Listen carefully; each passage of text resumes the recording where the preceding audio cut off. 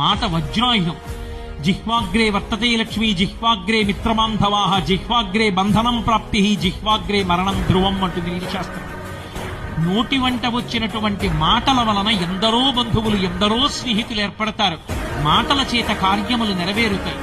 సర్దార్ వల్లభాయ్ పటేల్ గారు భారతదేశానికి హోంమంత్రిగా ఉండగా చేసినటువంటి ఒకే ఒక్క ప్రసంగానికి 300 పైచిలకు స్వదేశీ సంస్థానములు తమంత తాముగా భారతదేశంలో విలీనమై ఒక్క ప్రసంగానికి. మహానుభావుల యొక్క మాట తీరు అలా ఉంటుంది. మాట అగ్నిహోత్రం. అవతలవాడిలో సంస్కారాన్ని పెంచుతుంది, అవతలవాడిని బాగుపడేటట్టు చేస్తుంది. మాట అగ్నిహోత్రం. పరమశాంతిగా ఉన్న వాళ్ళని అగ్నిగుండంలోకి తోసేస్తుంది. విప్లవాలు సృష్టిస్తుంది, శాంతిని ఏర్పాటు చేస్తుంది. ఒక్క మాట ఎంత దూరమైనా వెళ్ళగలదు.